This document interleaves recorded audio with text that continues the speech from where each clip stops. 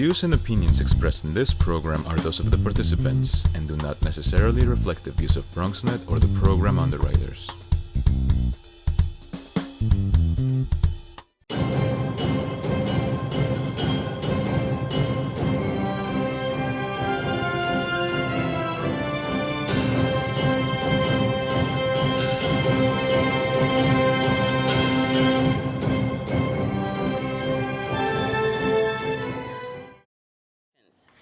Good morning, everyone. My name is Marika Scott McFadden. I am the Deputy Borough President here in God's country, the Bronx.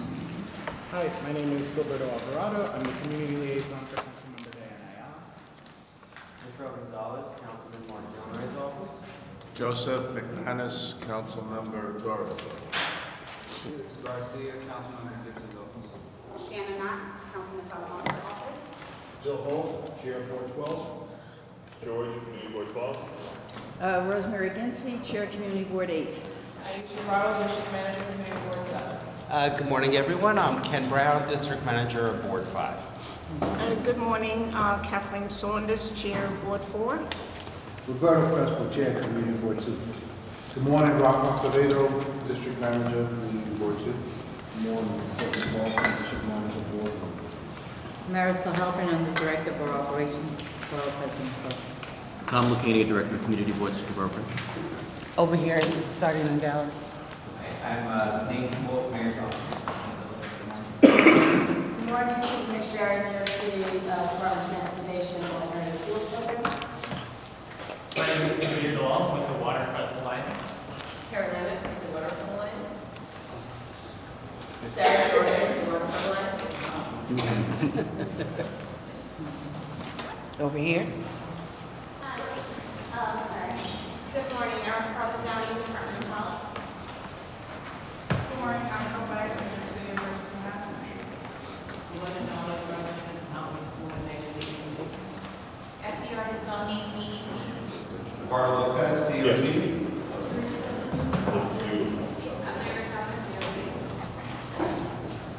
John, introduce yourself. John, introduce yourself. John Dudley, District Manager, Board 3. Thank you very much. Thank you, everyone. As always, I'm very happy to be here with you and to see you all and your happy, smiling faces. We'll just jump right in. Pursuant to Chapter 4, Section 85, and Chapter 69, Section 2706 of the New York City Charter, a joint meeting of the Bronx Borough Service Cabinet and Bronx Borough Board will take place on Thursday, December 13th, 2018, starting at 9:15-ish at 851 Grand Concourse Room 819. And we're just happy to have with us today a presentation from the Waterfront Alliance. We have Karen Imus, Senior Director of Programs at Waterfront Alliance, and we're going to discuss the Waterfront Edge Design Guidelines for Neighborhoods. So let's give her a hand.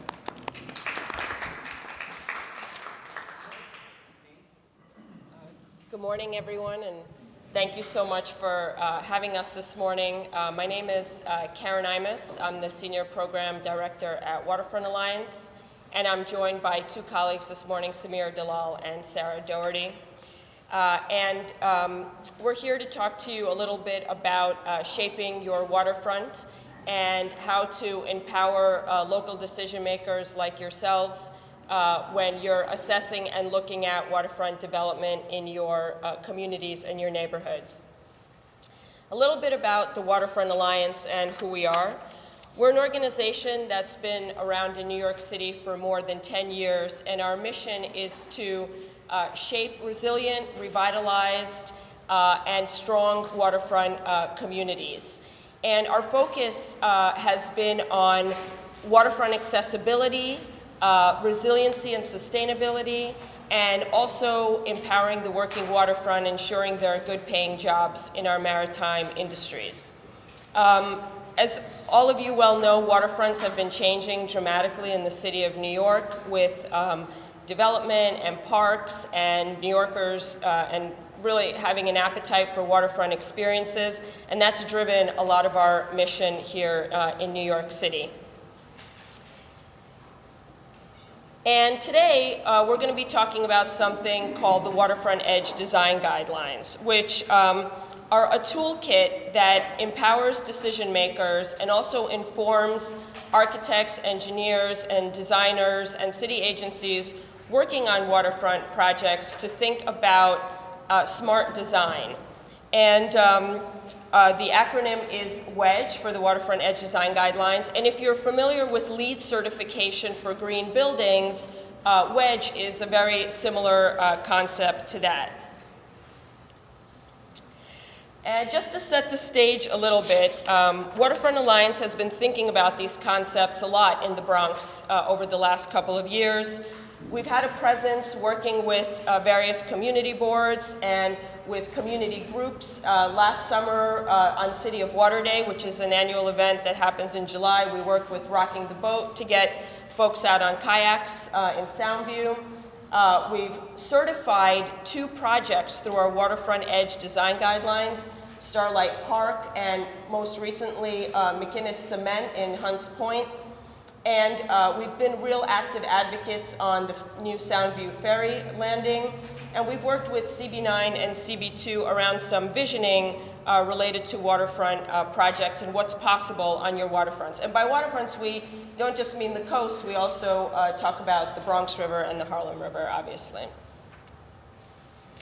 And in very general terms, New Yorkers have rights to excellent waterfronts. There are state, federal, and local guidelines that mandate accessibility, clean water, and flood-resistant design. So these range from the Clean Water Act to the New York City Waterfront Revitalization Program. And these are just images to show you what's possible when smart design and our laws are upheld. This is from the City of Water Day Rocking the Boat event with young people taking to the water here in the Bronx.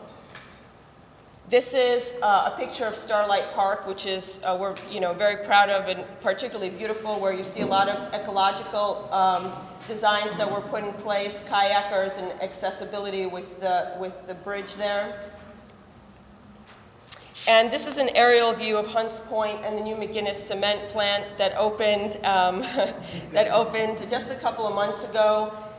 This project really is something we're very proud of being involved with, and I think the local community here in the Bronx really should take a lot of ownership and be proud of what they've been able to do here, because there are really extraordinary flood-resistant measures, both green and engineered. There's accessibility to the waterfront. There's a pier which brings materials to the plant, taking trucks off the road.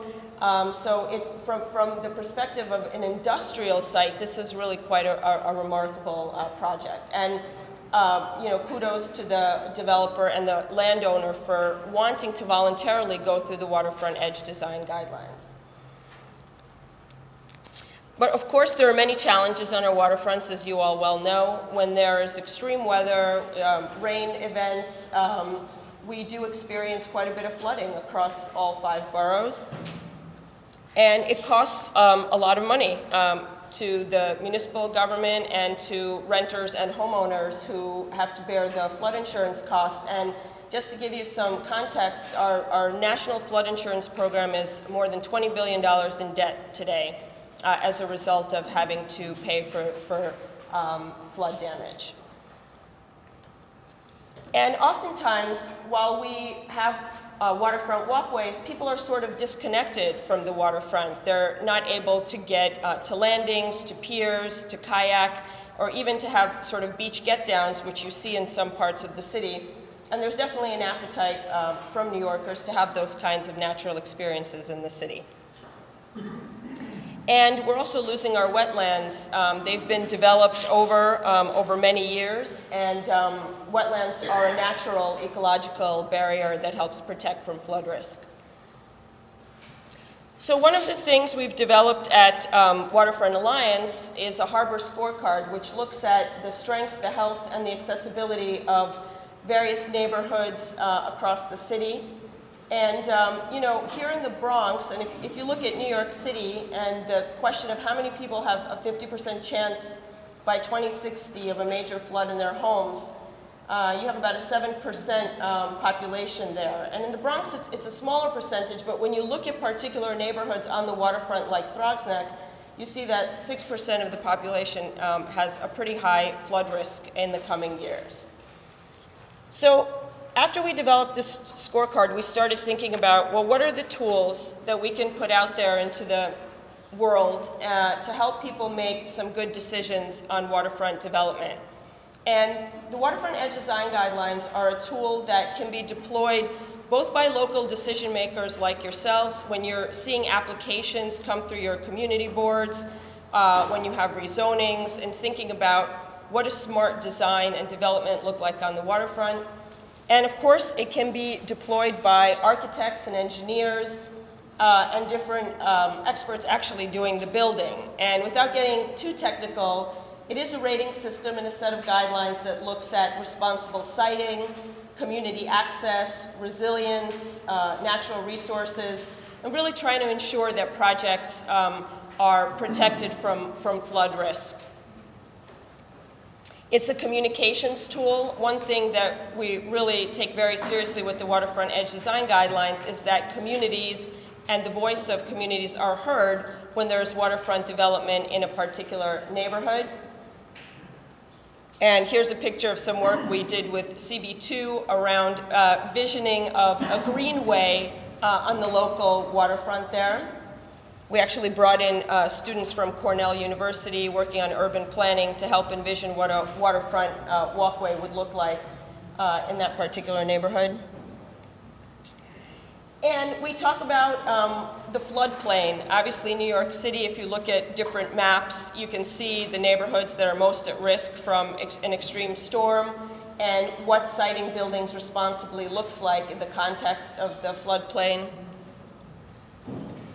And one thing that the Waterfront Alliance is particularly proud of and that we try to share with decision makers is that while we're very cognizant of flood risk, we don't want to wall off the waterfront and prevent local residents from the joy of experiencing the waterfront. So in this particular design, you can see ideas for a floating dock, a beach get down, and different ecological measures that could be put into place. So it's the balance of resilience and mitigating flood risk with accessibility to the waterfront.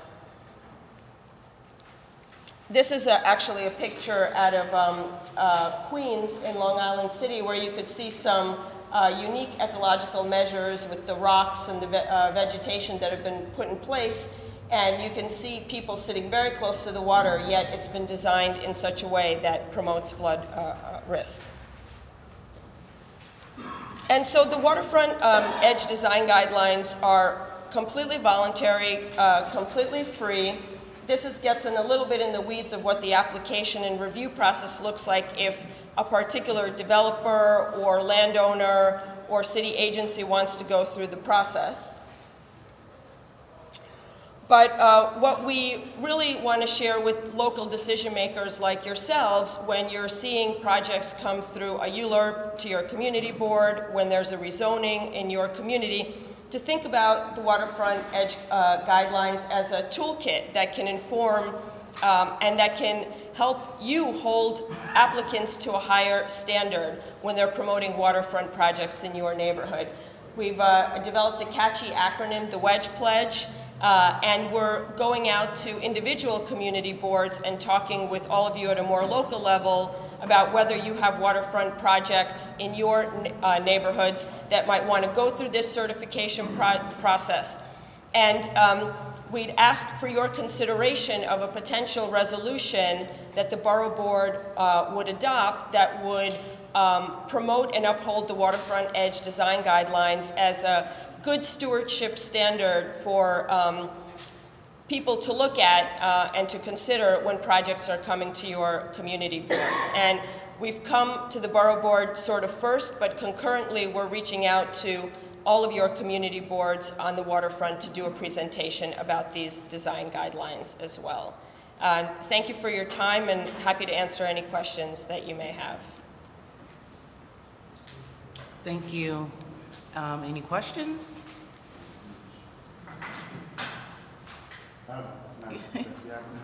Yes, please.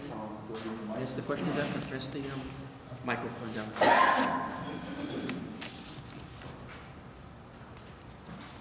Thank you so much. And I just want to thank the Waterfront Alliance. They've been instrumental in our community. We're a peninsula, and on one side I do have Rock in the Boat, which they mentioned in their presentation, and on the other side of the peninsula I have the McKinnon Cement Factory, which they've been instrumental. We just had a ribbon cutting ceremony there. They honored them with some awards. They brought over the Cornell students. They gave a great presentation on how we can improve our waterfront and access to it. So I would recommend to anyone, if you are on the waterfront, it won't hurt to listen to what their presentation, but it can certainly improve access to your waterfront and an environmental standpoint, improve the overall quality of your waterfront. So I just want to thank Sarah. She's been instrumental, and Community Board 2 welcomes them anytime. So thank you. Mr. Torres? Good morning. And then Mr. Brown. So I live in Co-op City, and, well, most of the Bronx is a peninsula, or it is a peninsula. So we're bounded by water on three sides. I happen to live in one of those communities that was built, I guess, before you guys came about. You mentioned that there are mandates, state and federal, for waterfront, I guess, properties. What do you have in place, or what does a community like Co-op City that's already built have to get access to the waterfront? Because literally the waterfront's within touching distance, but their fence, there's shrubbery, brush, you can't see it in the summertime because of all the greenery that's blocking your view, and in the wintertime it just looks like a hot mess. And that's true of many of our communities. There are not many waterfront properties that are left that are going to be developed. How do you implement a design change for communities that are already built out? Thank you for that question. So one of the things that Waterfront Alliance does very proactively is in a community like yours where the waterfront is inaccessible, we like to try and do a community visioning session, whether it's through the community board or some other local civic organization, to understand from local residents what it is they really would like to see on the waterfront, because these things can really vary from community to community. Would people like to see an esplanade? Would people like to get on the water? Would people like a ferry landing? And make an assessment of sort of that menu of options. And as an advocacy organization, we also try to help bring attention to these issues to actors at the city, state, and federal level who may have control over your waterfronts to encourage some kind of change or accessibility. But I also want to call my colleague Sarah to maybe comment on this a little bit, since she's out in the community a lot working on specific projects of this nature.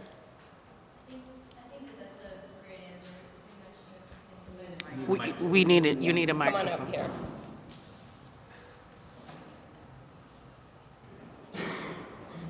I think that's a great answer. I think through projects we've done, for example, in Hunts Point along the waterfront, it's fully developed, but by creating a vision plan, it's a solid tool that we advocated for and something that illustrates and is tangible of what could be possible.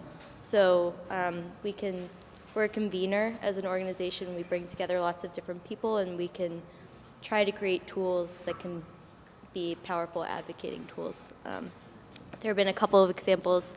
Hunts Point, we also did the visioning in Newtown Creek, which was on a previous slide. We're working in Flushing right now to do the same thing. And so yeah, I think it's a matter of just bringing together lots of different people and creating tools that we can promote with higher levels of government. If your community board would like to have that individual conversation with us, we'd be more than happy to do that, and then think about who we should bring together to really try to develop sort of a plan of action around what's possible on your waterfront. And I understand that there are different kinds of opportunities on the waterfront, and some you have sort of a blank slate and something new is being developed, and then in others you have a lot of already developed sort of land, and it's more of an issue of how to get the high density of people that are living there to actually experience the waterfront. So we, I think, have experience coming at these issues from different perspectives, and then thinking about how to message this to the decision makers, and also in the public eye. We do a lot of media relations and try to really get public visibility out around these issues, and we'd be happy to have that conversation with you. Mr. Brown?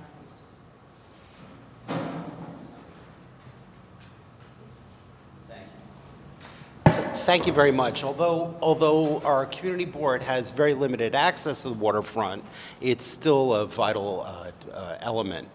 The question I have is more general. It's my understanding that there is an initiative by the Port Authority to increase the relative share of barge traffic for goods being imported and exported from the city. And as part of maintaining and expanding barge traffic, there's an emphasis on maintaining a 40-foot ship channel. And I was wondering what would be the impact on flooding on the dredging to maintain that, and what would be the effect on the aquaculture and marine biodiversity in the river when there's dredging, both during the dredging and recovering? That's a really good question, and I think so I think there's a couple of different sort of answers to that. I mean, one is, as an organization and as an alliance of many groups, we often turn to some of the experts on ecology, more like Riverkeeper, for example, and talk with them as a partner on where they think there are problems or not.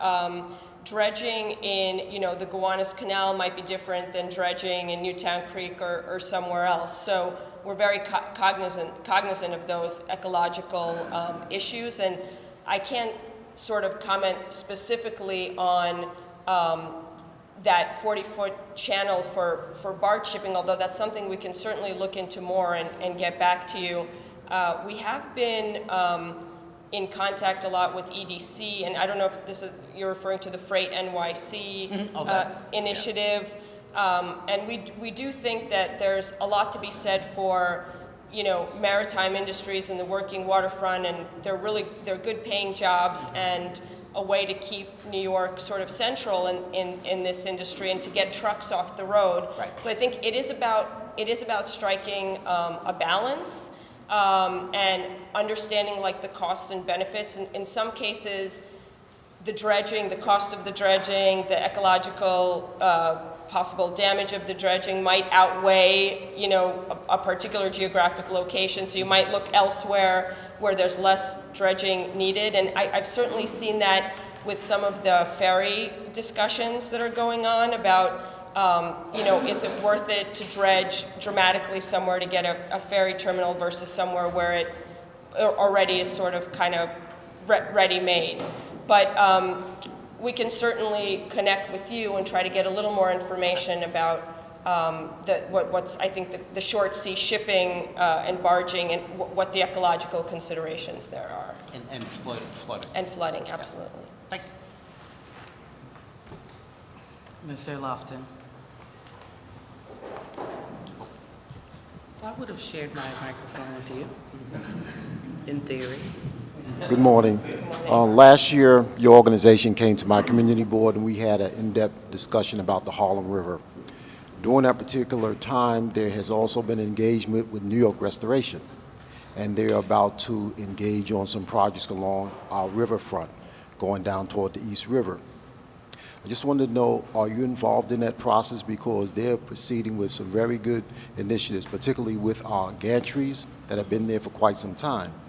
So we just want to make sure that you have the same mindset as they do as far as moving forward along the Harlem River, particularly with all the development that's moving forth on the Harlem River.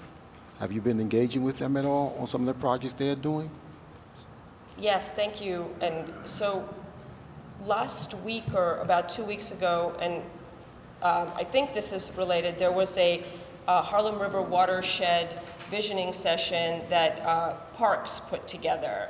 And I think New York Restoration Project was part of that. And they invited a lot of groups to come together and to look at different projects along the watershed. And I think some of them are what you're referring to. And so we went to sort of observe a little bit. We rely a lot on the local actors who are more locally placed to be able to comment on sort of some of the ecological measures or some of the other measures. So I think in this context, we've been a little bit more of an observer, but we'd also be happy to talk with New York Restoration Project. I don't know, Sarah, if you have any background on that. I would like to be in touch and to learn more about what you're doing. I've heard a little bit more about the engagement project, but not as much about this visioning. So we can follow up after. Yeah, we'd like to be in touch. So thank you for that. Yes, Ms. Ganti. Thank you. Hi, thank you for your presentation. So I'm from Community Board 8, and we face, I think, the most beautiful river in the United States. The Hudson River is gorgeous. We have a special Greenway Committee, and there's a real desire in the community to try and get access, waterfront access, walking, biking, whatever. Needless to say, you know the challenges are very great with Metro North really blocking the community from the waterfront. Having said that, we just completed a very large engineering study done by Metro North and funded by State Senator Klein.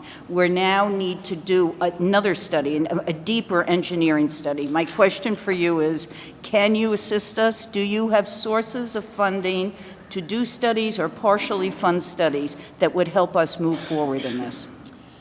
So as a nonprofit, part of our mandate is to find sources of revenue for this, and we do have foundation grants. We're working with New York Community Trust and other organizations, foundation and philanthropic organizations that fund our work. Sometimes the work that we do when it's really technical assistance is fee for service, and it really depends on the approach.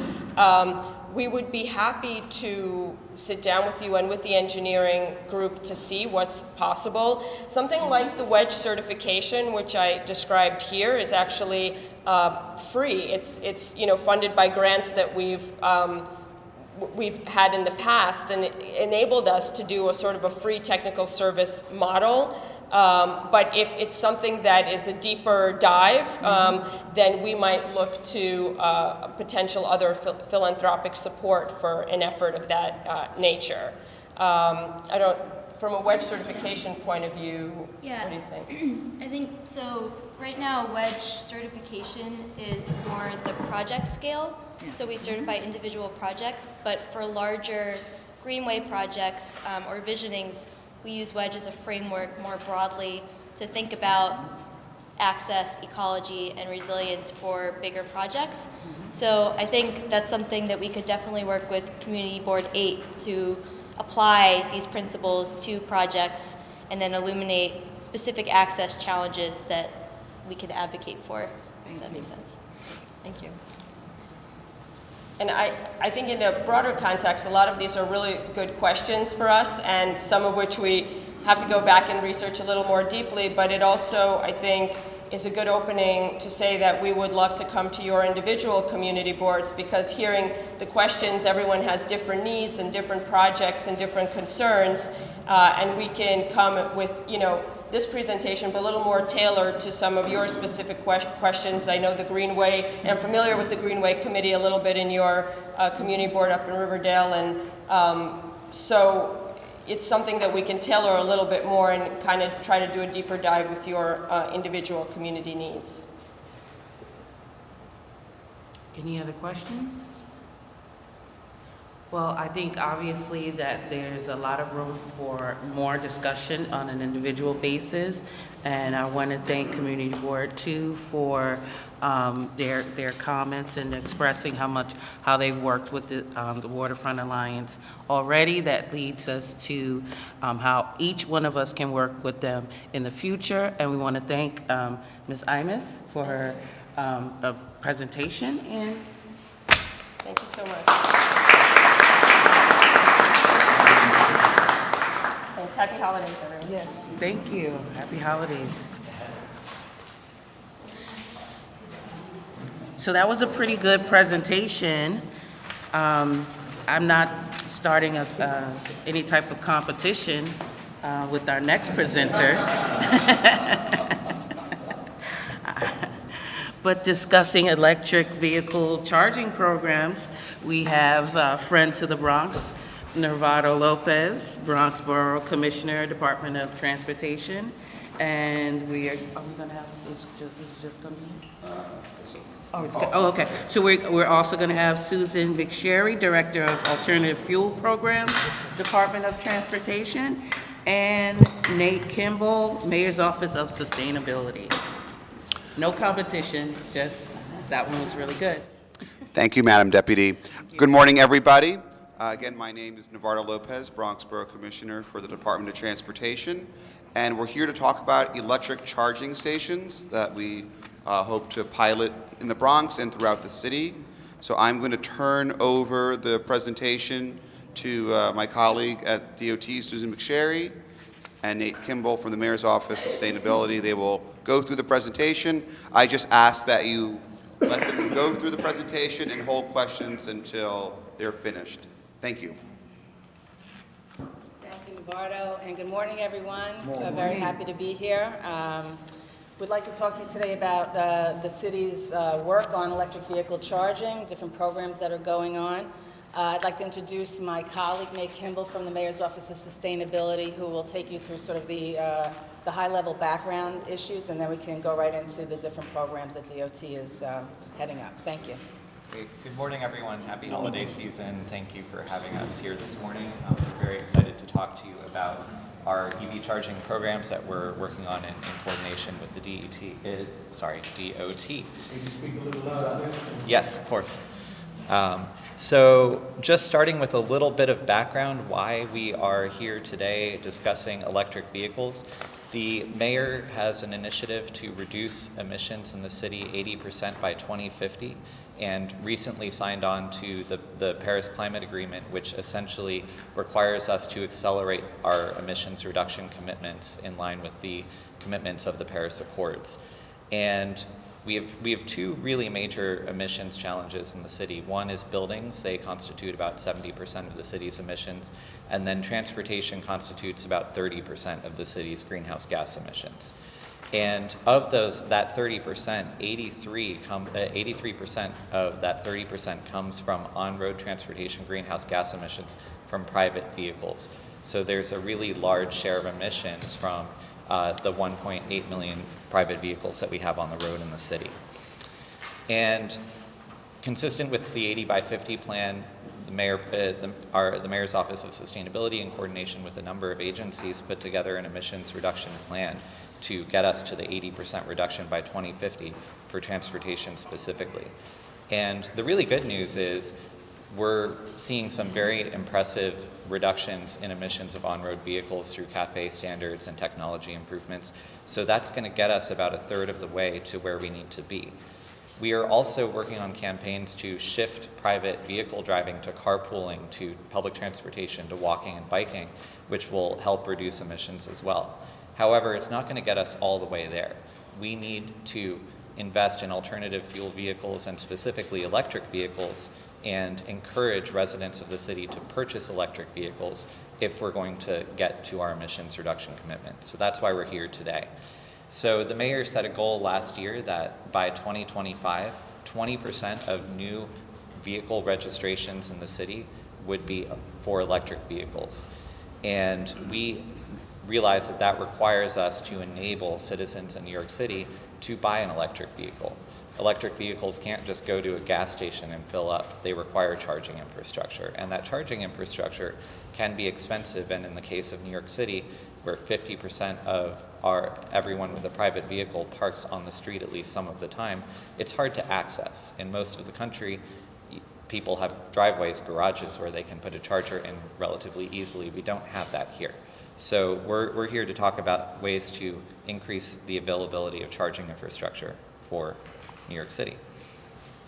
There's also a real opportunity in terms of where the technology is at. Electric vehicle cost is falling pretty quickly right now, and batteries are getting a lot better. So it's pretty easy to buy an electric vehicle today that has more than 200 miles of range. So it's going to meet most of the needs of folks living in the city.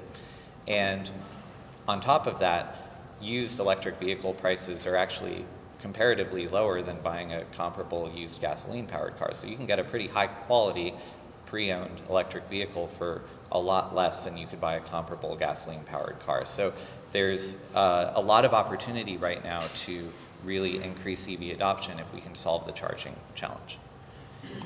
Just to give you a quick overview of what EV charging is and what we're talking about before I turn it over to the DOT to introduce their program, there are 3 types of charging. There's what we call level 1, level 2, and then DC fast charging. Level 1 is basically plugging into any outlet in this room and connecting it to your car.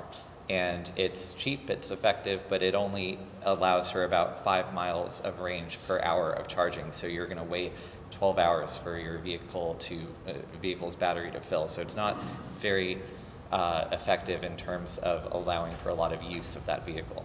Level 2 is the most common type of electric vehicle charging, where you get 12 to 25 miles an hour of charging. You can do a full charge in 4 to 6 hours, so you can park overnight, you can park at work, and you'll wake up or you'll come back to your car with a full battery. And then there's DC fast charging, which we think of as similar to a gas station, where you're pulling in, it's a very high-powered charger, and you're getting 100 to actually over 600 miles per hour of charging, so within 20 or 30 minutes your battery's full. So we're here to talk to you today about level 2 and DC fast charging programs that we're proposing. And just a little background on our EV efforts to date. So there's a mayoral commitment to increase the share of electric vehicles in the city fleet. So DCAS has been very effective and is actually well ahead of their purchasing schedule. We have 1,700 EVs in the city fleet. We have level 2 chargers in DOT lots and garages, and there are 39 of those. There's an electric vehicle advisory committee convened by the DOT, which has been meeting since 2013. And today we're here to talk to you about curbside level 2 charging, fast charging stations, and a proposed EV readiness legislation. So I'll turn it over to Susan. Thank you. Thanks, Nate. So as Nate said, we need to increase visibility of charging in order for people who live in New York to feel comfortable buying a vehicle. It's really, I think, what holds a lot of people back is range anxiety and wondering if they'll be able to get from A to B and not worry about having their battery run out on them. And part of that is sort of, it's like that nutritional triangle, where you charge at home, that's the easiest, fastest, that doesn't stress the grid. Work, you're driving there anyway, the car is sitting there, there's nobody using it. You can take sort of a level 2 charge and you come back to a full battery. And then curbside, which I'll talk to you about in a moment, which is really, at the curb, at a parking spot, in the public realm, and it's noticeable and it's visible and it's obvious that there is some infrastructure support so that people can drive electric vehicles and feel like they can get around and not be impeded in any way in their travels. And then finally, DC fast charging, which is like the gas station experience, which is more expensive, is a stress pretty much on the grid. It's a lot of power, it's a quick charge. And that's really sort of meant to top off if you're doing longer highway driving. But you need all of these elements in order to really create this EV charging ecosystem so that people can charge their vehicles and feel comfortable using these vehicles. So a little bit about the level 2 charging project. We have a partnership with Con Edison. They received about $25 million in REV funding, which is New York State Reforming the Energy Vision funding, to enter into an MOU with with the DOT to do a pilot program that's 3 years with maybe a 1-year extension if it goes really well. And we plan to install 60 level 2 chargers in various neighborhoods in the city These units have 2 ports each, so it would be approximately 120 parking spaces citywide. These would be dedicated to EV charging, with all other sign regulations at the curb would still be in effect, more or less.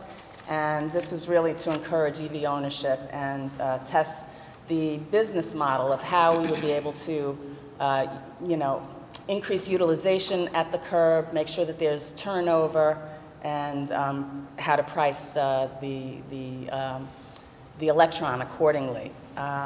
We have 2 tracks. One is we're trying to roll out for NYC Fleet, who's made a very big commitment to electric vehicles. We're going to try to locate some of these stations in NYC authorized vehicle only parking, which is already signed, so you're not taking any other additional parking from the public. And then another rollout that would be really for the public, which would be the 100 charging ports or 50 stations. And we are working with Con Ed and a consultant to help identify the appropriate neighborhoods and areas where we feel that these EVSE would see the highest utilization and would also be welcome in their neighborhoods. This is basically how it would look. Con Edison did an RFI with all of the electric vehicle supply equipment providers out there, and at the end of the day, they chose Add Energy Flow. They are in widespread use in Montreal, Canada. They're a Canadian company. There's approximately 400 at the curb now in Montreal. They plan to roll out in other major Canadian cities, up to about 1,400 units, I believe. And so how would this work? You would have an app, on your phone, and you'd be able to go up and basically wand the unit. Once the unit would accept that you were there, or you could key in, say an identification number for the charger itself.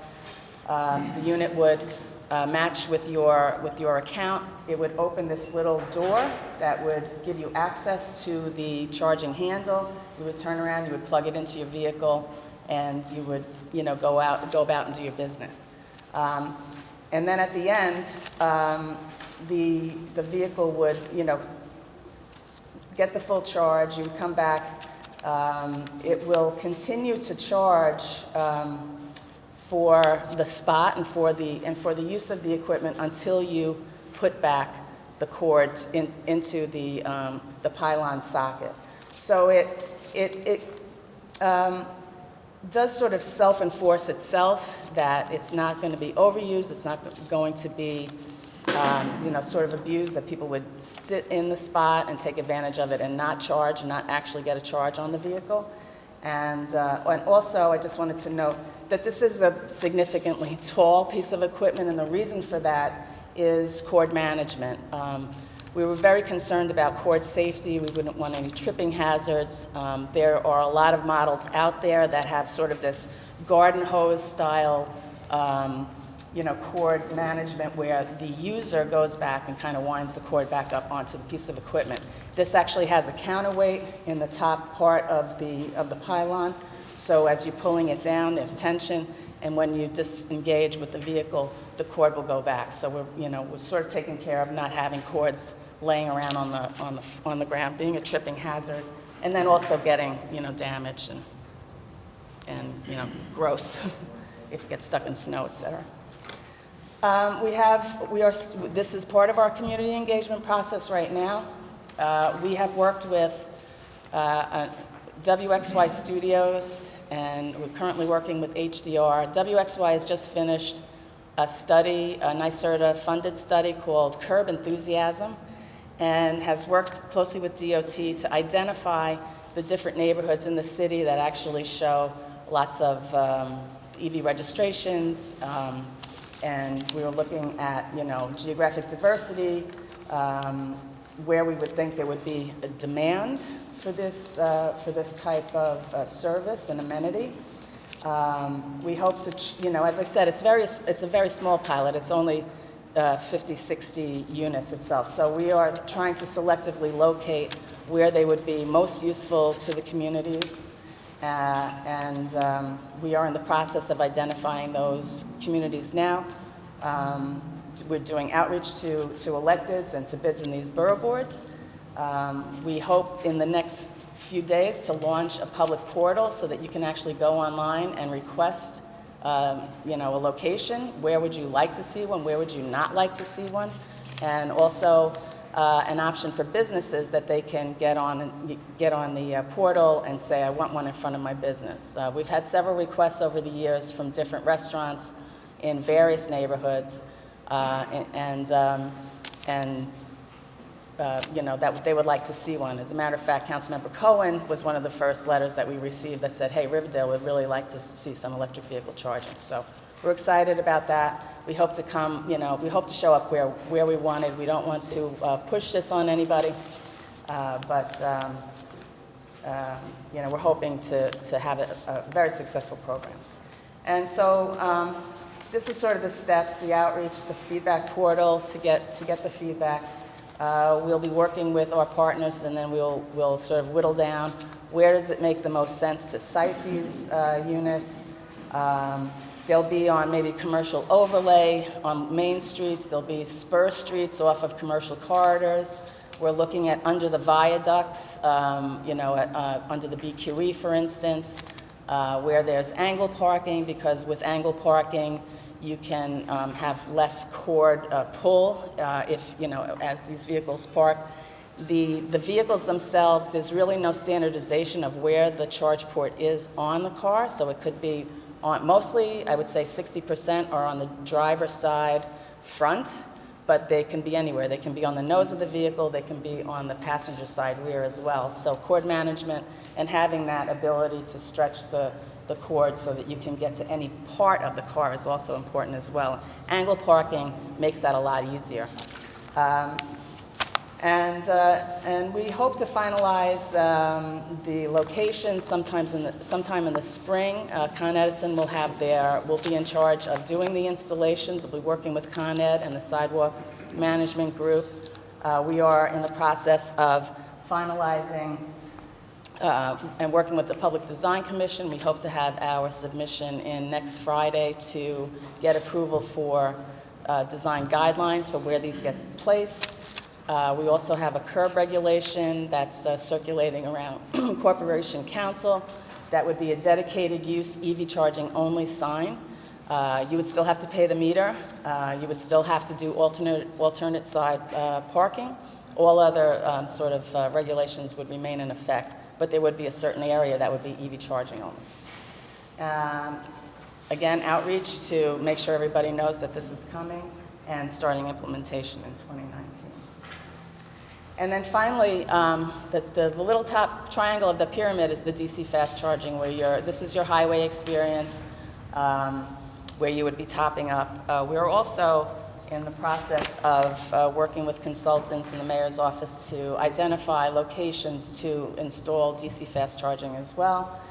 As Nate said, this is the gas station model. This is, you get 80% of your charge in 30 minutes or less. This is sort of the idea of pulling off to the side of the highway and going in and getting a cup of coffee, or going to Sbarro's at the food court. You come back out and you have a full charge on your vehicle. It would supplement these other various types of charging. The mayor committed to 50 fast chargers by 2020 and $10 million in capital funding. We will need, additional money to complete all 50, but we are working on our initial phase, which is the first 5 stations. We hope to have one in every borough. And so we're working on locating land to site these at, which is, as you know, not the easiest thing to do in New York. It would be a hub, so it wouldn't be just one charger. You would have about 4 fast charge stations, and then also 2 dual port stations similar to the units that I just described. That would be the curbside charging.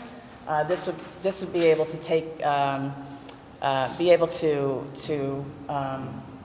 help with charging for all of the different vehicles. The vehicles that are in use now have different varieties of batteries and systems on board. So not every vehicle can take a fast charge. Not every vehicle has that ability. So we need to be able to address, all the needs of the EV fleet that is currently out there as these, issues get standardized over time. And future-proofing. So the current standard is 50 kW. That will give you about, on a 100-mile battery, it'll give you about 80 miles in about 30 minutes, 80% state of charge. But the new vehicles that are coming now are much bigger batteries and would take a lot longer to charge that battery to 80% at a 50 kilowatts. So they're going to increase the size of these stations. The future-proofing would replace these 62s with a 125 kilowatt charger, which obviously would give you a faster charge for a bigger battery.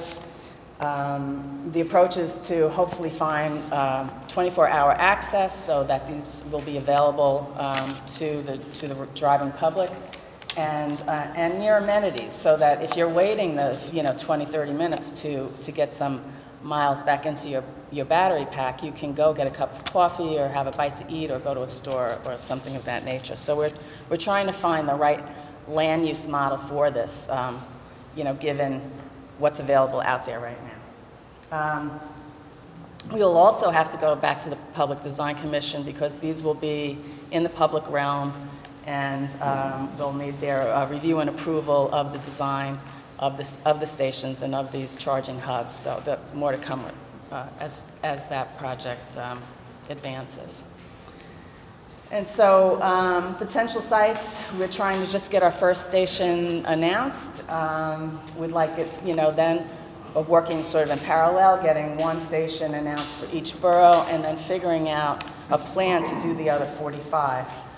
That could take the that could come in the form of maybe a public-private partnership or potentially a franchise or consent, and it really kind of depends on the learnings that we gather as we do this level 2 on-street and also the DC fast charging to see how best we can move forward with this.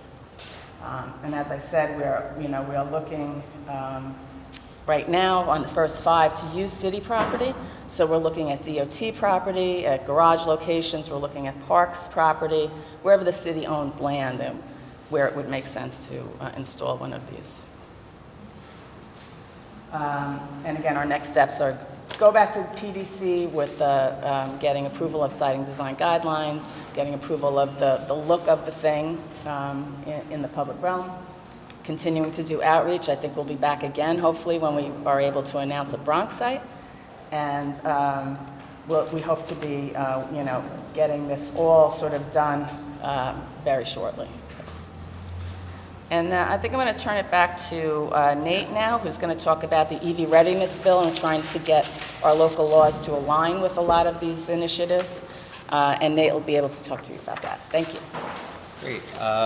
Yeah, we just wanted to give you a quick update on some proposed legislation that will hopefully be coming shortly. So right now we have a requirement in the city bill, Local Law 130 of 2013, that essentially mandates if you're building a new parking garage that you need to supply the electrical raceway and conduit in order to eventually install EV charging in 20% of the spaces in that new parking lot or garage. It was sort of intended to reduce the cost of the eventual install of EV charging infrastructure, but we believe that now that there are more and more EVs on the road and there's more of a need to provide proactive charging infrastructure to encourage the purchase of EVs, that just installing the conduit isn't quite getting us to the policy goal that we were hoping for. So the updated bill would essentially up the requirement for the raceway and conduit to 40% of spaces and actually require installing chargers in 20% of the spaces in new and refurbished parking garages and lots. So it essentially adds the requirement to put the station itself in, which makes it ready for residents to come in, or residents or users of the property to come in and charge their vehicle immediately upon construction. So just wanted to put that on everyone's radar. The mayor's office is definitely excited to work with council members on the details of the bill, but wanted to just give a quick preview.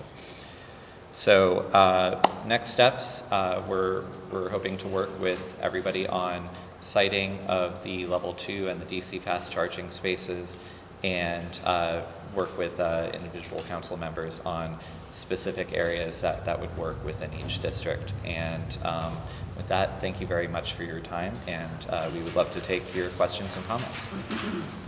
Okay, wow. Mr. Acevedo, Mr. Crespo, Mr. Dudley, and Mr. Hall. In that order. I mean, Mr. Brown, I'm sorry. And then Mr. 1, 2, 3, 4, 5. Thank you for the presentation. I have a few questions.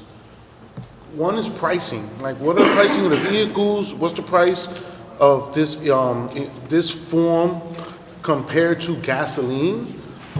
That's one. Second thing is this level 2, and what's the incentive? I mean, if it's comparable, why would we want to switch to this, right? And then the level 2 charging, right? It's 4 to 6 hours, and I guess that's to maximize, to get the full battery charge.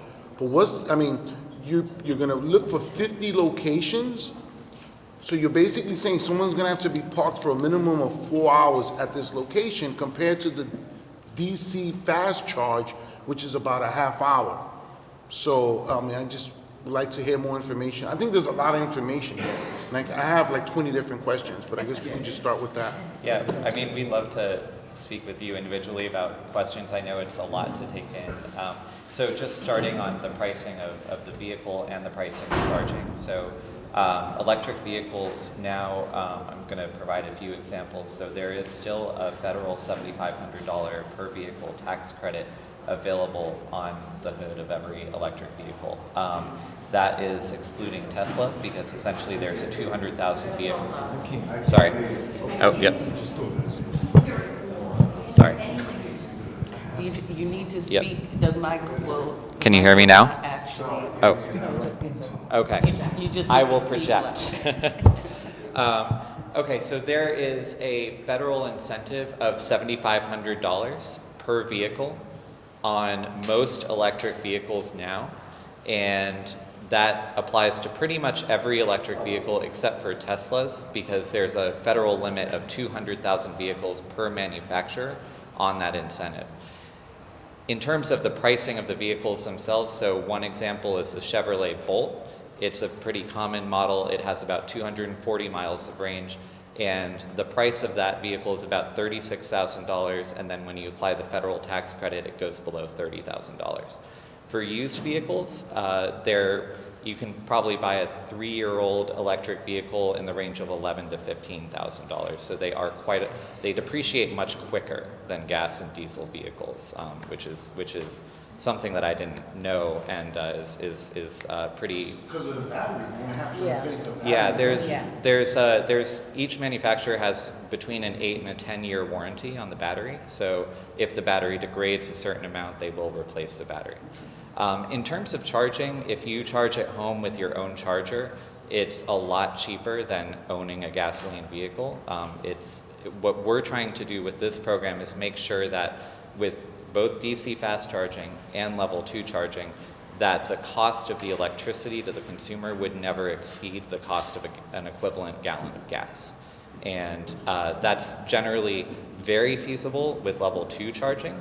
With DC fast charging, the cost of the electrical connection and of the infrastructure is such that it's very hard to recover the cost right now with that pricing model. And we're hoping to work with the private sector on different models that would essentially incentivize more rollout of DC fast charging. But level 2 charging is a lot cheaper to install. So where you have 2 to 4 hour metered parking areas, it's a good option to get some more juice back into the battery. Maybe not fill it up all the way, but get you home, get you to the next place you need to go. So. But there's no concrete, I'm sorry. And so I just wanted to add, like right now, this is you know, just in the very early stages. Registrations of electric vehicles in New York City are only 1% of the fleet. So we're not going to come out gangbusters until we can, you know, sort of help grow those numbers and then match the infrastructure needs accordingly. Part of the level two, part of the beauty of the level 2 model of having it at the curb is that people see it. There is a lot of electric vehicle charging in New York City right now. It's all in the core, Manhattan core, and it's all in garages below ground where you would have to pay $50 to park in the first place and then charge. So what we're trying to do is really make electric vehicle you know, available and affordable to the rest of the population that doesn't drive into the core, that can't, you know, park underground, basically, and spend that kind of money. Just makes it just more affordable for everybody. As Nate said, when you're building and installing a DC fast charge station, there's demand charges that are associated with that. So unless you have a lot of vehicles charging at this, you can't sort of amortize, I guess, the demand charge that Con Edison would put on those stations. So instead of, you know, that being maybe you intuitively would think that would be the first thing you would want to do is just keep it on the highways, you know, keep it fast, get going, go.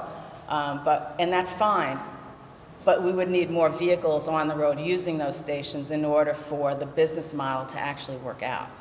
So this is why all of these other classes of electric vehicle charging are so important, because it gives everybody an opportunity and it gives different price point levels of what you're able to afford in order to be able to operate the EV and own an EV. I'm sorry, I didn't actually hear how much it costs. What? To charge. Oh, to charge. It really varies. It's hard to say for us because I can't really say. I don't really know. I'll give you a few examples because there's a huge variation right now. So for level 2 charging, if you go to, let's say, a Port Authority airport and you park in a garage and you plug into a level 2 charger, the electricity is free, but you're paying for parking. So that's one model where you're in a paid parking garage and they give you the electricity, but you're paying for parking. If you're out on the street, there could be, so let's say you have a car with about 100 kilowatt hour battery. Bear with me for a second. That battery will get you about, I'm just doing the math in my head. It'll get you about 200 miles of range. And the cost to fill up that battery in New York City would be about $20. So it's cheaper than gas for sure, but it depends on where you are, how much the electricity costs, whether there's a fee to plug in. Right. So those pricing models haven't been worked out, but the short answer is it's cheaper than a gallon of gas. Right. And the purpose of the pilot for the on-street is to really learn what is the best business model to, you know, what is the best way to sort of roll this out? This is meant to be a pilot. This is meant to be a learning experience. And then we can ascertain at the end of the pilot how we will go forward with it. You know, you'll have the kilowatt charge as, you know, you would anything coming, you know, electrically from Con Ed, but then you have, you know, all the other sort of back office work that needs to happen and the app-related relationship that you would have, you know, there will be a fee associated with that. So we sort of need to learn how these models operate so that we can sort of pick the best one going forward. Okay, I know there's a line of questions. I have more of a comment. I just want to say Yes. that, and Ralph, we are more than happy to come to you and your board to sort of discuss in more detail how this would affect Board 2 and any board in the city. Because I know you have a lot of questions about this, and there's some questions that are probably more specific to the CB2 area than what happens in the rest of the borough.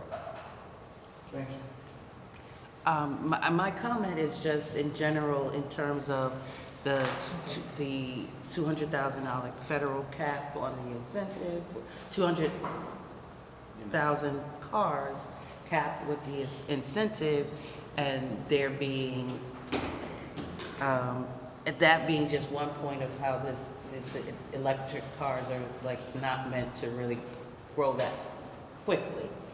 So what's the, if this were more than I mean, it's more rhetorical, but what's the point of growing a program in New York City when the federal government is not growing the possibility of owning and incentivizing electric cars?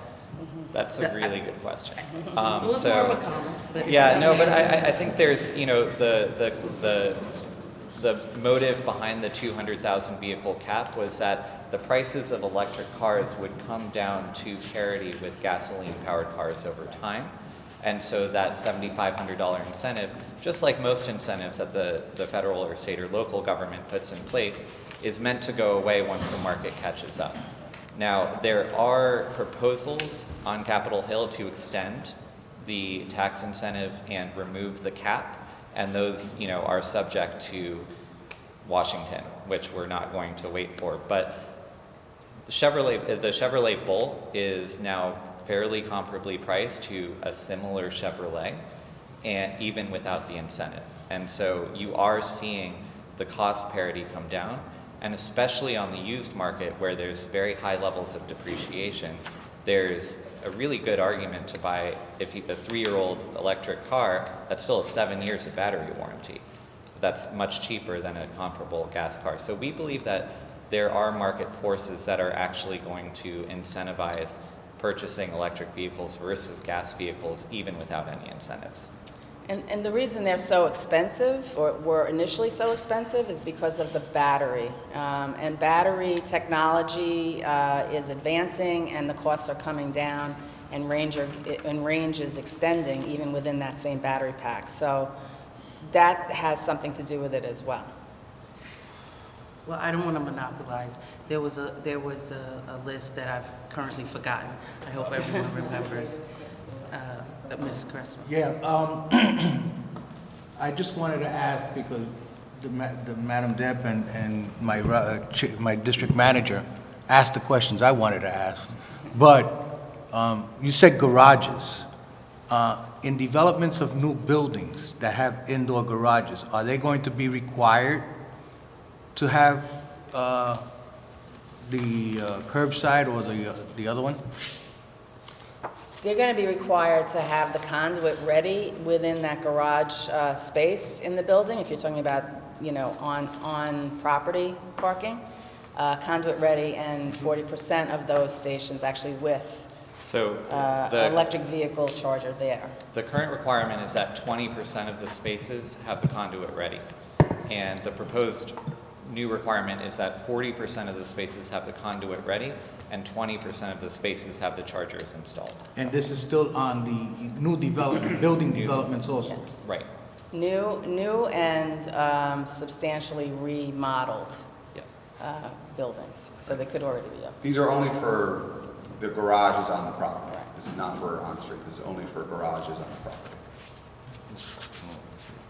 I guess we'll... Well, the EV readiness bill is for garages. The garages only, yeah. Okay. Mr. Brown. Yeah, sorry.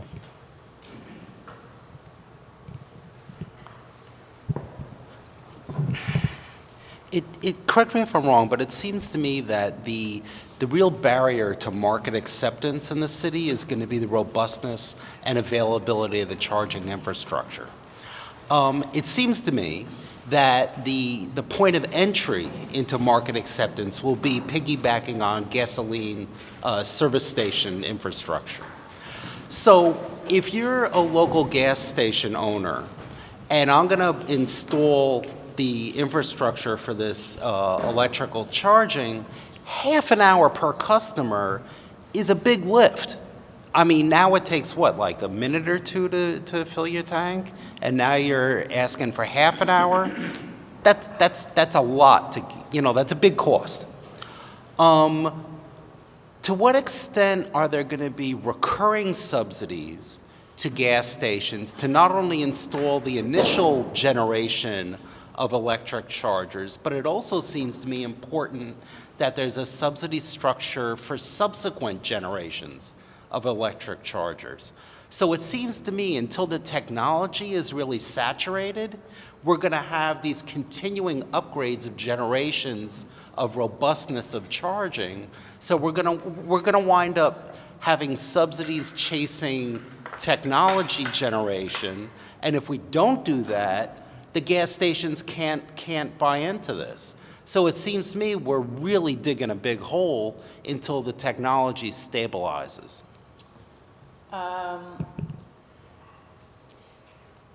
In working on alternative fuels, one of the early types of fuels that we thought was going to be very promising and going to be widespread was the use of compressed natural gas in the light-duty fleet. We had local laws on New York City vehicles for that. It never took off because the gas stations found that to be direct competition to selling gasoline. Whether or not that happens in terms of EV charging, I think remains to be seen. The gas station owners are private people who engage in a contract with whoever that gas station is badged with, whether it be Shell or Sunoco or what have you. There is a law now in the state that does protect them if they want to have different fuels on their property. That the gasoline, the oil company can't stop them from doing that. So I think that in a way you're right. It's a bit of a longer dwell time for an EV and for a fast charge, absolutely, at the site. However, what we've learned about the gas station experience is that they don't make that much money off the sale of the fuel. They make a lot of money off of selling coffee and donuts and whatever it is. So if you have actually the driver of the vehicle spend more time at the station in the amenity area, that's where they're making their profit, moreover than gasoline sales. One just follow up to that. One example of how this model is starting to work and proliferate around the country is actually how Tesla has deployed their Supercharger stations. So Tesla has come in to grocery stores, to gas stations, to rest areas, to what have you, and they've installed DC fast charging stations around the country. Now, the problem is that Tesla Superchargers only work on Teslas. And so, but Tesla has developed this model in which gas station owners and grocery store owners have decided that they're willing to give up a number of parking spaces in order to get this population of people in. And so, DC fast charging standards are now, they're being standardized, they're fairly modular, so you can, future-proof and upgrade your equipment as you need to. And the technology is there. The automakers are all coalescing on charging standards. So we believe it's a very good time to allow and invest in DC fast charging that isn't just limited to Tesla.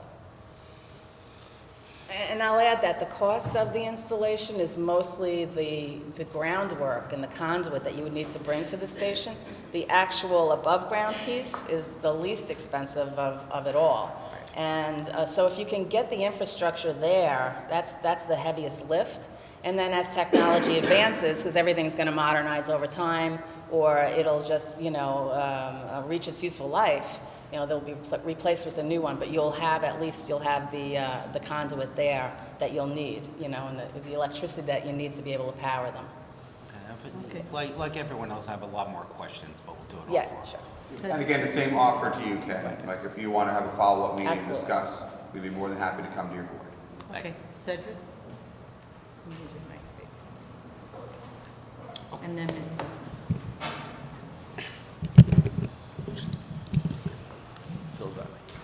I won't go into all of the questions that everyone else has and additional questions that I have, but could you tell me a little bit about what you plan to do on the arterial highways that DOT is involved in, and do you plan to have any stations there on those highways associated with what you're going to do in the garages now and the other points?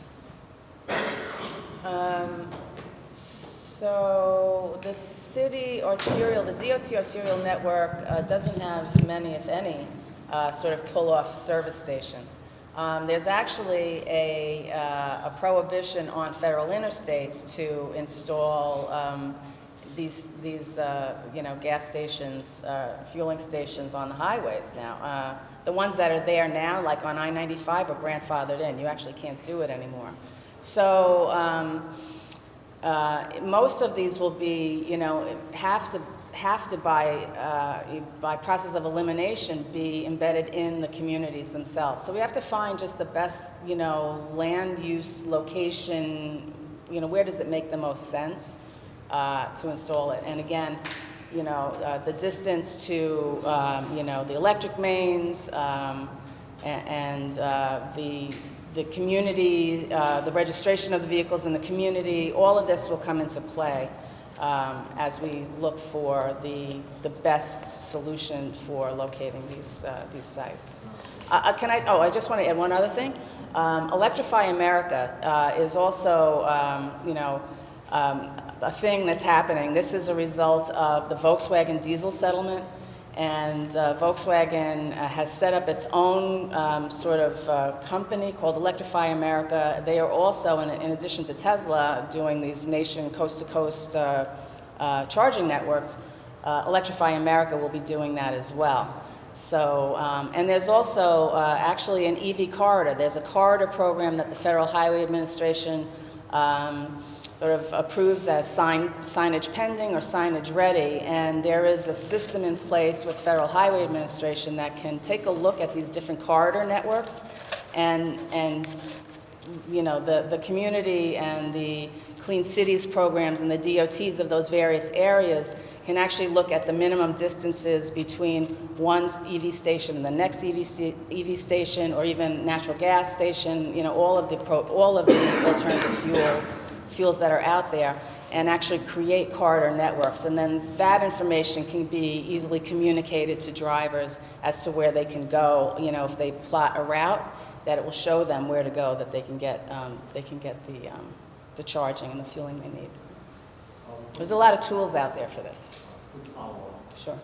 In the Bronx, have you seen any profile out in research that determines that a lot of EV vehicles in a certain section at this point, either Teslas or otherwise? So Nate's office did a little research on the number of registrations in New York City in the 5 boroughs, and the Bronx has the lowest number of EV registrations of all 5 boroughs. That said, because the New York City fleet has taken a leadership role in trying to lead by example and increase the number of EVs and zero-emission vehicles in our own fleet, we've sort of created our own clusters based around the different civic centers. And so we'll be looking again at those areas. This is why we split the level 2 pilot project into trying to locate some of these stations where NYC fleet vehicles exist, where their offices are. In the case of the Bronx, it could be this building, the area around this building, or maybe the area around Arthur Avenue. We haven't actually gotten a request from any of the city fleet people to do an on-street for NYC fleet in the Bronx, because there is sufficient off-street charging available for the number of vehicles that are located here. But again, as that number rises, we will have to look at all the different varieties of fueling options in order to be able to support not only our own fleet, but the public fleet as well. Ms. Hill? How does this fit into all the buildings who have large garages? This is a two-part question. In newer buildings, they're not really required to put in parking. So you're going to lose charging spaces, say, there. But now, is there incentive for older buildings that have large parking garages to get some sort of incentive to put in a charging station in their buildings? So, very good question. There are so in a residential primarily, or on a residential? Yeah, you could, there are incentives from the New York State. The New York State Research and Development Authority, or NYSERDA, works in conjunction with the governor's office, and they offer, I think, $2,500 rebate for vehicles.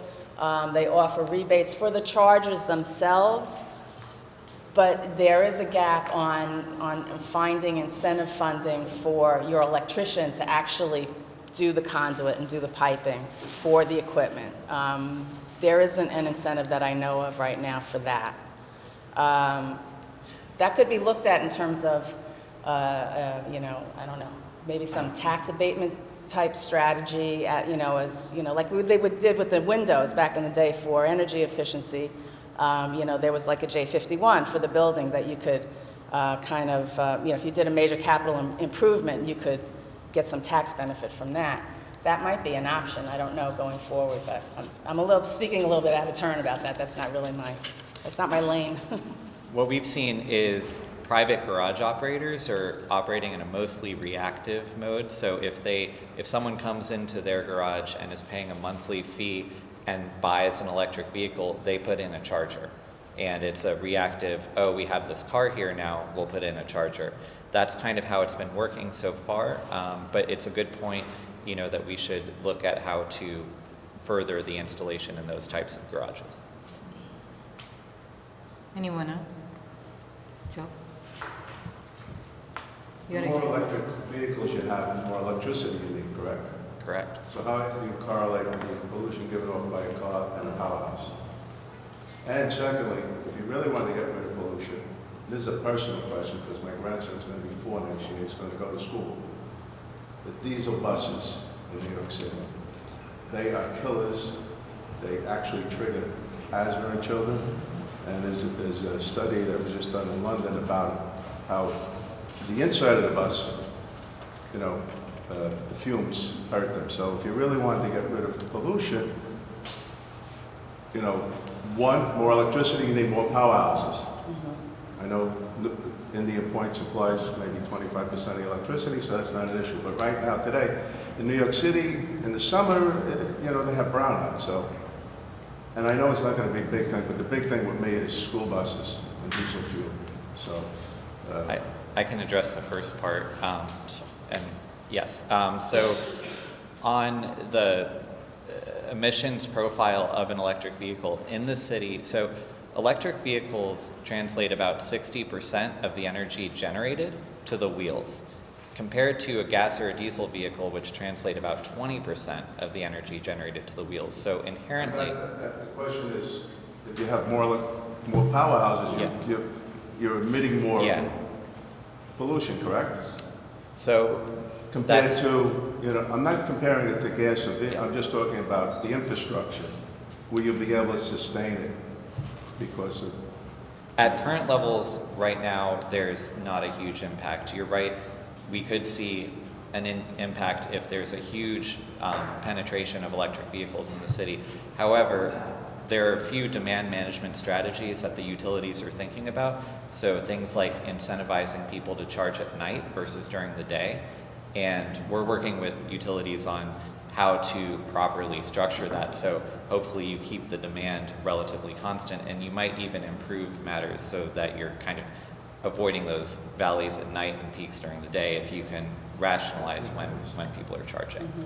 So, and we agree, you know, school buses are absolutely a major source of neighborhood air pollution, and we are working with a few partners on developing a pilot program that would essentially site some electric buses in Queens.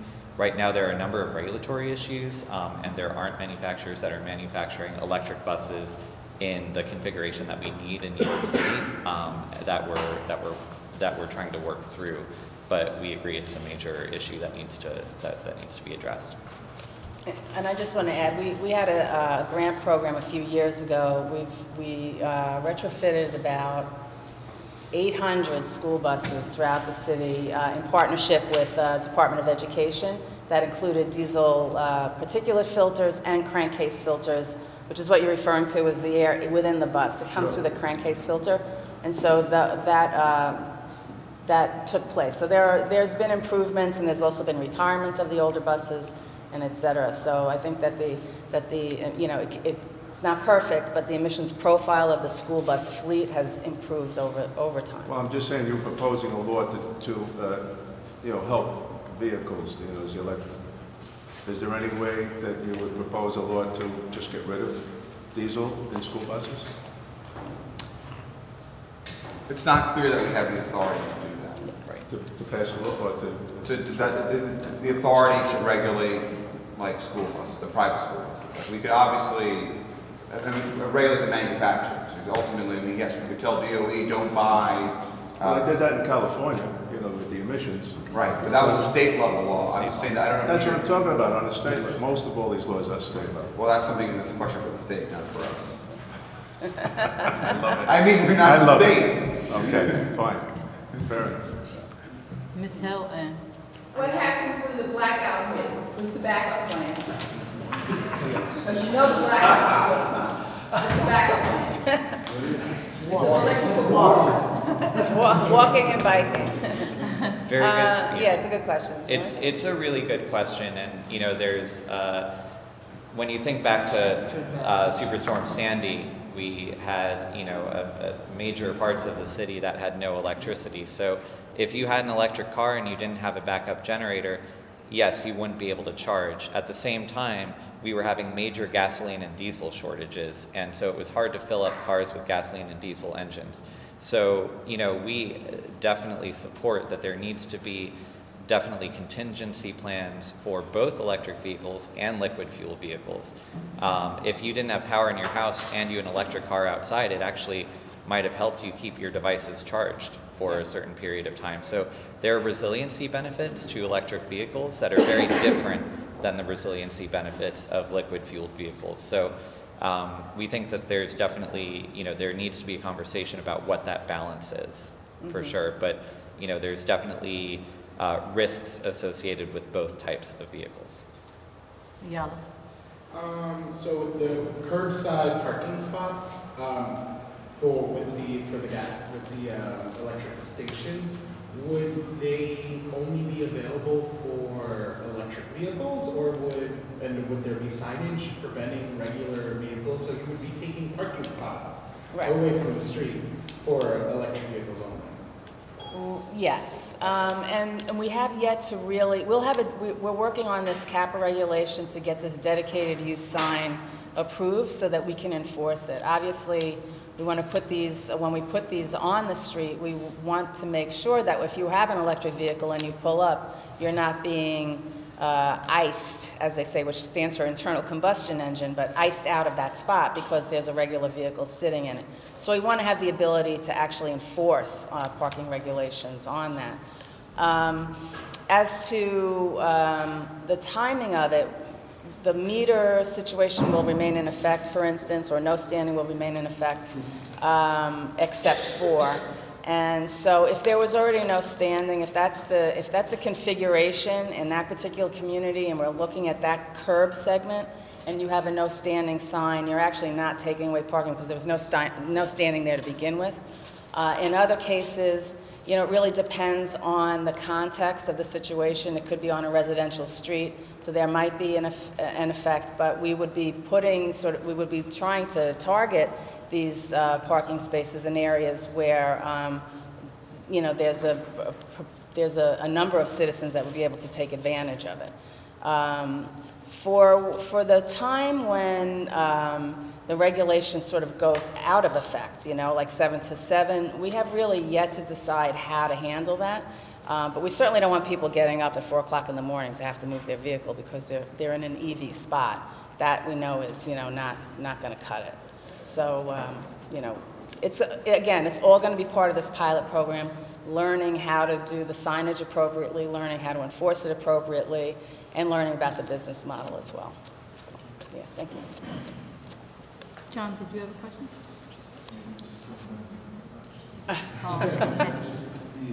Actually, almost want to make a recommendation to the table so that we can really take it down with the actual proposal at hand. Because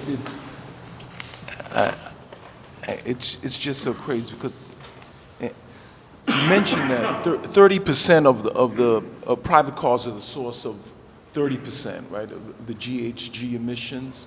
I'm really not clear in terms of what GHG means, but there's 60... Greenhouse gases. Greenhouse. But 66% are from stationary sources. Do we have a sense as to what is happening in terms of reduction of those greenhouse gas emissions for the stationary locations? I understand the efforts. We talked about the Paris Agreement. It was mentioned here. The city has its own efforts to create a fleet of city vehicles, at least 1.8 million that was cited, to convert that to electric. So I understand that in terms of the local laws that are in place now and what you want to do to ensure that the existing city fleet is environmentally sound, so to speak. Tell me a little bit about what's happening with the 66% of the current stationary uses. How are we measuring the success of the reduction in that, on that end first, before we even talk about? Yep. So you're right, about 66% of the city's emissions come from buildings. So it's our single largest source of emissions. And there have been a number of initiatives over the years that have been enacted to reduce emissions associated with buildings. So starting in 2009, there was a requirement that all buildings over 50,000 square feet benchmark their energy use and then essentially engaged in retro-commissioning to reduce those emissions. And over time, things like the New York State Energy Code have been tightened significantly for new buildings. So for existing and new buildings, there have been a number of initiatives to reduce the emissions, a number of partnerships with the private sector that have been put into place, and then initiatives like the Retrofit Accelerator, where the city works with private industries to incentivize and increase retrofits of heating and cooling systems, insulation, and so forth. There are a number of there's proposed legislation right now that would further incentivize the reduction of emissions in buildings. So there was a bill introduced to council last week, which my boss, Mark Chambers of the Mayor's Office of Sustainability spoke in favor of, and it would essentially allow for additional emissions reductions by 2030. I'm not the buildings expert in our group. I work on transportation initiatives, but I would be happy to connect you with our buildings team to speak about those initiatives specifically. As it relates to transportation. Okay. Understand. You mentioned, I know you mentioned also, in line with Con Edison, that this revolving loan fund, it's going to be this proposed with about 120. Yeah, it's 60 flow unit chargers. Right. They have 2 charging ports on each unit, so it would equate to 120 parking spaces. Citywide. So it's really a light touch. It's not going to have a huge impact. Right.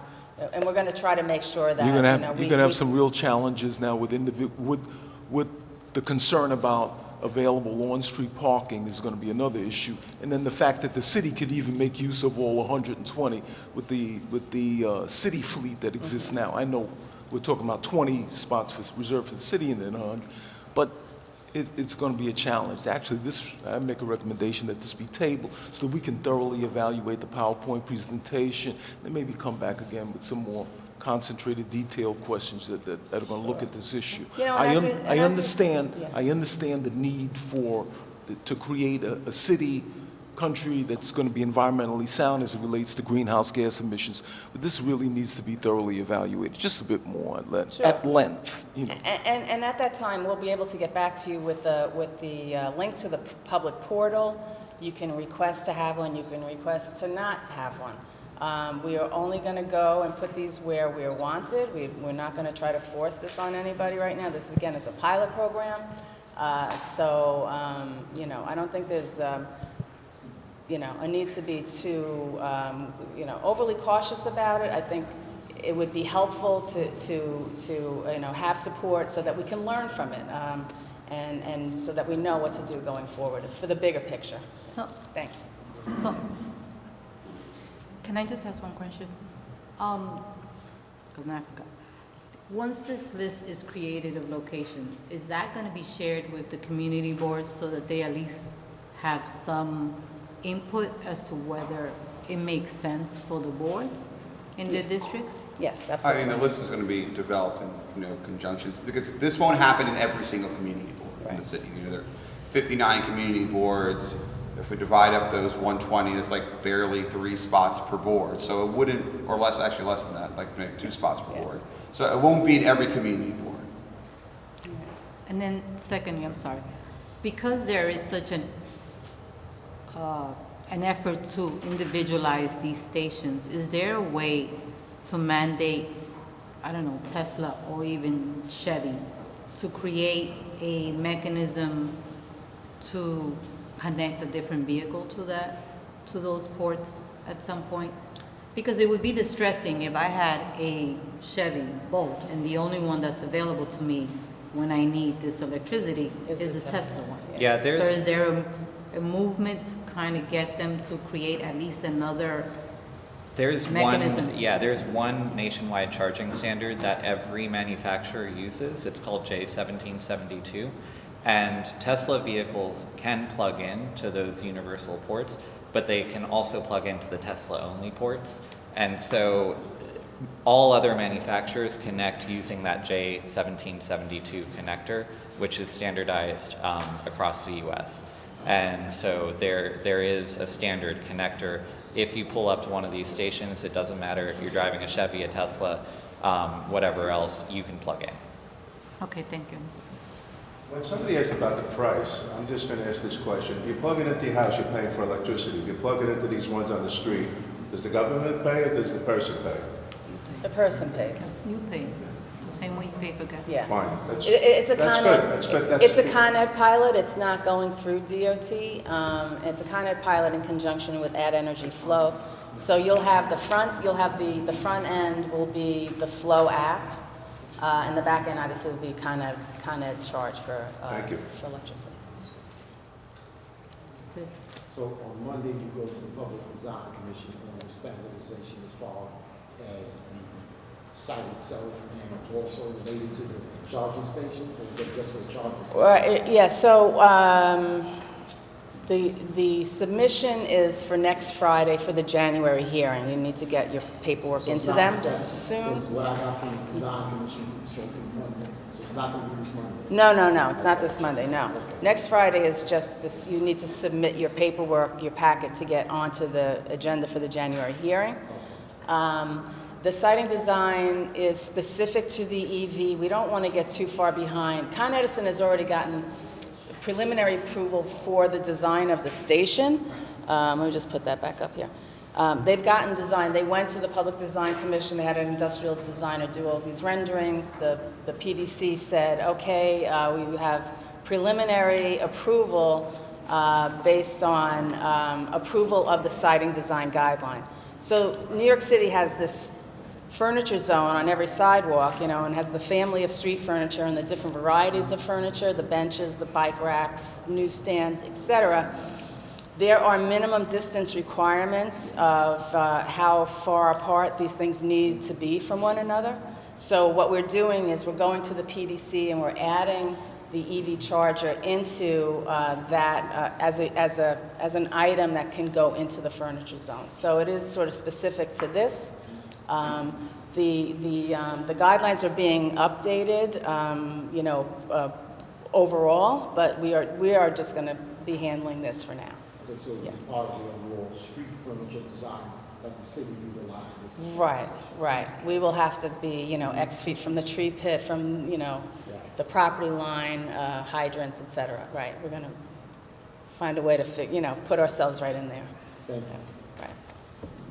And that'll be the challenge. I'm sorry, that'll be the challenge. Is what we could get, somebody in the public portal can say, I really want one here at this street location. We'll go and we'll do a site survey of that location, and everything will be great on top. There won't be any street furniture on top, but there'll be maybe a subsurface issue, which will make it really not an inaccessible location. So a lot of this is going to be iterative and kind of, learn as you go until we can actually find the sites, so it's a process.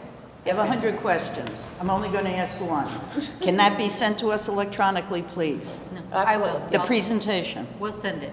Thank you. Yeah, Thank you. we gave it to the Borough President's office, so they'll be able to distribute it to everybody. Thank you. And you have some printed copies as well. Yeah. We'll send it. And then there's a map as well, so you'll get that. And you'll get the other presentation as well as the proposed resolution for the previous site. Is there any other questions?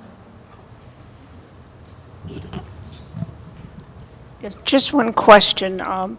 Will you have anything, let's say, like a portable charger in case I run out of battery there and I'm not near a recharging station? Yeah. Like with gas, I can walk to a station and fill it up and go back to my car. But with this, if I run out and I'm not near a charging station, is there anything such as a portable charger that I can have with me at all times? As a matter of fact, there is. Go ahead, Nate. Yeah, there actually are.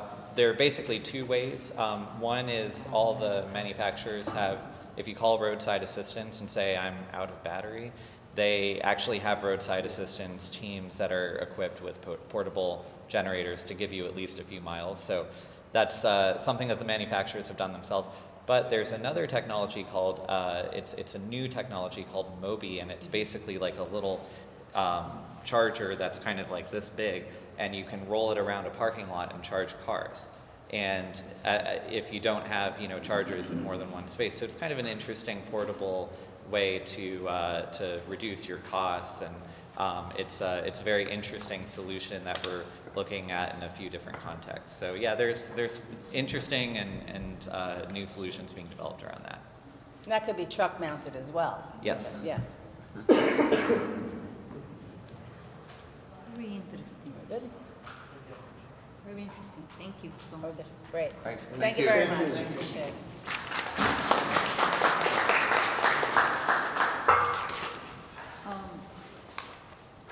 Do we have any announcements from any of the agencies? Any information that you want to share? Oh, yeah. I'll make this quick. Can everyone hear me? Am I loud enough? All right. So our CERT team is coming back through the Bronx. Their classes are going to be starting up, I believe, late January, early February. So if you are interested in maybe posting that in your newsletters for people to sign up, I'll stick around after the meeting and pass out my business card. Also, just everyone is obviously aware we're in winter season, so just making sure you're kind of having that plan with your family in case anything happens, and just signing up for Notify NYC as far as getting those updates.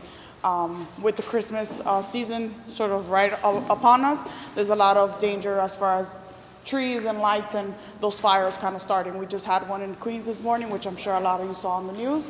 So just want to make sure you guys are thinking about this and sort of passing that message along to constituents. Thank you. Good morning. Just a reminder, and I've sent this out before, but the application period for community board members is now in place. February 8th is the due date back. Please feel free to copy this, reproduce this, email it out in any way. I've already sent the actual applications to all of you. If you didn't get it, please let me know and I'll resend it to you. Any questions, please feel free to call. We'll be starting interviews beginning in January on the applications that we've already received, with the hope that we'll be complete by the latter portion of April, early May. Thank you. On behalf of the borough president, Business? you got any business? Yeah. Go ahead. I think it's impossible to revisit getting the postmaster back here. We have some difficulties. The postmaster is in my district, and I don't know if I'm the only board that's having difficulties with the post office. The last time they were here, it was when the former deputy borough president was here, and I think if If I'm mistaken, let me know, but I shouldn't be the only one having difficulties with the post office. I think it's time that we can revisit that and come back. Second that recommendation. So- And also, perhaps, I know that there was an order, it was Councilman Salamanca was a catalyst for an order of several stations within the Bronx, one of which included Borough Station, amongst others. Stations or post office? Postal station. I would ask perhaps then when we have a visit by USPS that we can get a status update on progress made as it relates to that audit that was conducted. So this is what I would like, and I'll send an email to everybody. If there are any issues that you want to see on the borough board, please send them. If there are any questions that you want answered, please include it in the email so that they can be better prepared to answer. And we'll do it that way. Ms. Hill? No, I heard the post office also. We've had major problems with the post offices up in Community Board 7 area. They were either closed, people are not getting their packages, some of them are not ADA accessible, so there's a real issue with the post office. I understand that it's holiday time and people are getting thousands of packages, but the system and the service seems to be even more horrendous than normal. So, and then they closed some of them for we didn't know what the reason was. After the fact, we heard, oh, there was water damage, oh, there was a mouse running around, oh, there was some other problems happening. So then people had to go out of their way just to go to a post office, and for some seniors, that's real problematic. So there needs to be a real hard look at the postal service. That'll definitely be on the agenda for 2019. Again, thank you everybody for your service throughout 2018. We're also looking to, as we've been doing, consolidating these meetings, just to be conscious of everybody's time, because we see that a lot of you have been coming to 2 meetings, so we're trying to keep it to 1 meeting, and we'll be distributing the schedule shortly after, okay? Thank you so much, and on behalf of the borough presidents, thank you.